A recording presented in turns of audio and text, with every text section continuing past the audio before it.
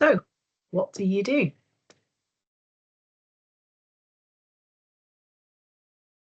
A question that fills people with dread when they walk into a room at networking, doesn't it? Or it certainly did for me. Anyway, congratulations on taking the first step to creating your memorable introduction. So, what's this all about? Essentially, throughout this course, we're going to take you through 5 steps to create the most amazing, memorable introduction. Chapter 1 is going to look at who you serve, your customer avatar, and the kind of things that they love to do, and really getting targeted in on that kind of niche market. Lesson 2 is going to be all about what is it that they need and want, and how you understand them, and the key to building meaningful connections and then getting successful sales. Lesson 3 will tell us about what results they get from working with you. It's really important that you get results for clients. That way they'll keep coming back, but also they'll tell other people about you.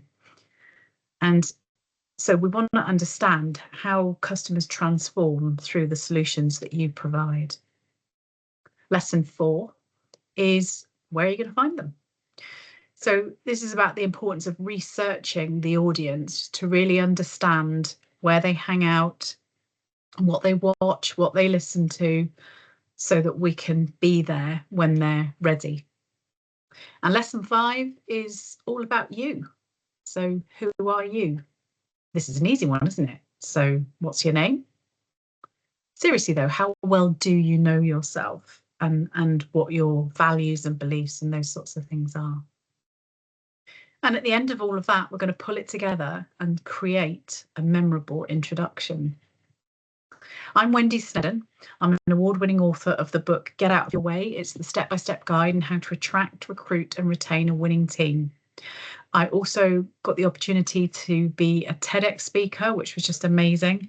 And I invest in property businesses, and I also do some coaching and mentoring. And I'm also helping business owners to write a book that helps them to really sell their business and what they do. I'm really passionate about doing things that I love. And so helping entrepreneurs, business owners to build solid foundations, create successful businesses through engaging and motivating teams so they love what they do. These are essential ingredients for creating value and turning your business into a legacy. I've been doing leadership and management within businesses for 30 odd years, and mainly working with startup businesses, doing strategic planning, team management and training, and as well as starting and running several businesses of my own. Things I'm passionate about. Well, I'm passionate about helping to end homelessness through bringing empty properties back into use, and that's what led me into property as a business. I'm also passionate about ending abuse against both humans and animals, and I've been involved in the formation of the Links group many, many years ago, where we raise awareness of the link between animal abuse and human abuse. We were helping vet teams to recognise non-accidental injuries in animals and how to help their clients who may be victims. And we're currently looking at developing resources to help employers to recognise the signs of domestic abuse, and also to know how to support their employees. The vision is to provide pet-friendly accommodation for families who are fleeing domestic violence.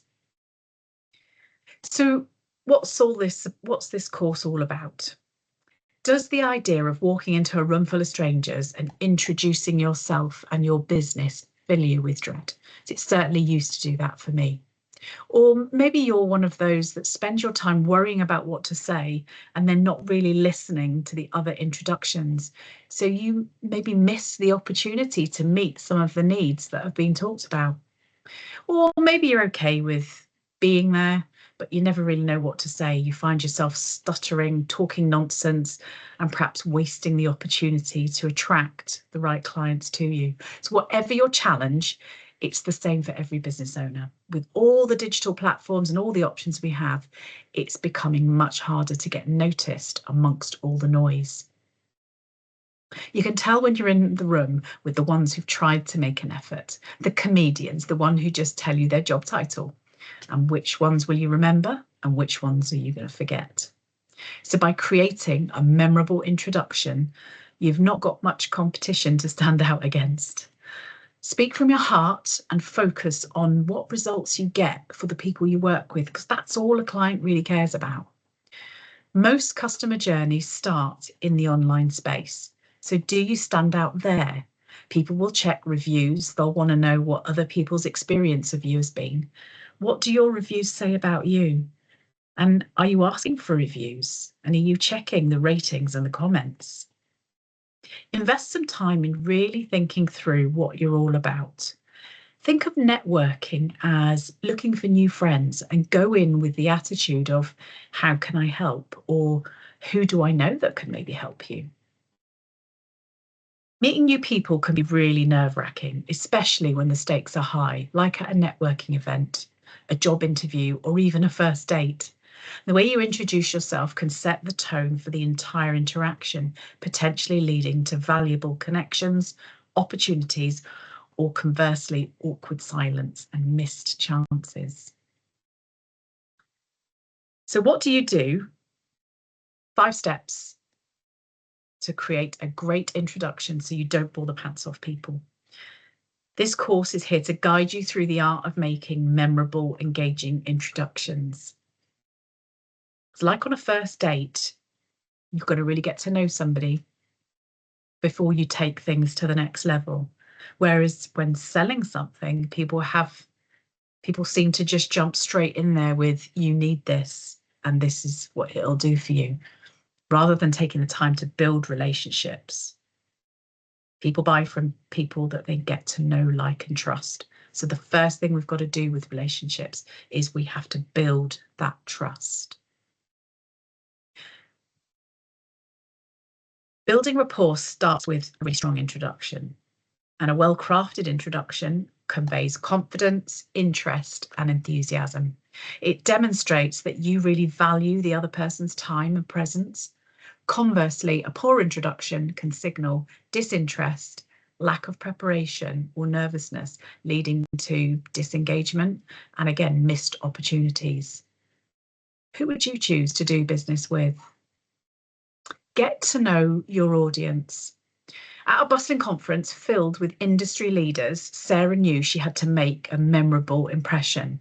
As she approached a small group, she smiled warmly and introduced herself. Hi, I'm Sarah Jenkins, a product manager at Tech Innovators. I've been following your company's work on sustainable tech solutions, and I'm really impressed. How did you manage to integrate those innovative features into your latest project? Sarah's introduction was effective because she combined her name and occupation and a genuine compliment, followed by a thoughtful question. This approach showed that she'd done her homework and was genuinely interested in the other person's work. The conversation flowed naturally, and Sarah left with valuable contacts and an invitation to collaborate on a future project. What I would say, though, is you don't always need to put your name in there first.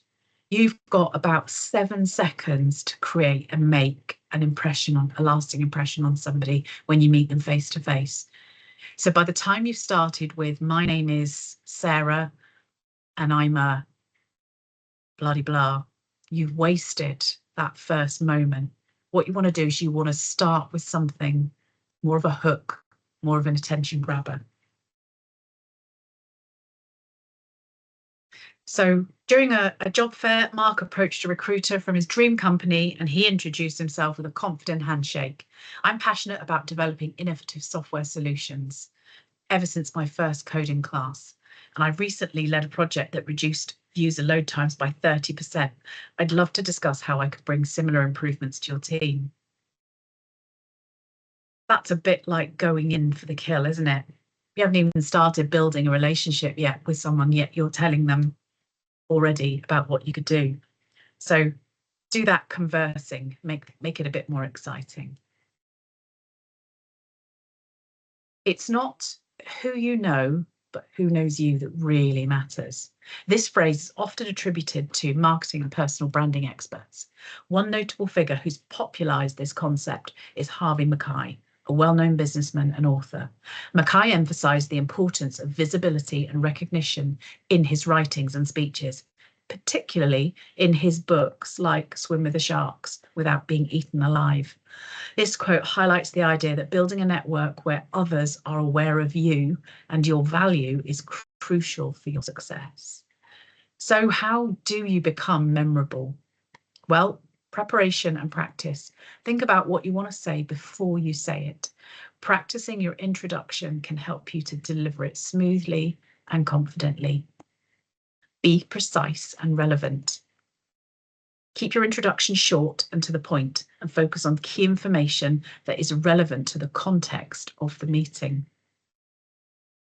Show a genuine interest. Demonstrate that you're really interested in the other person by asking thoughtful questions and showing enthusiasm for their work or their interests.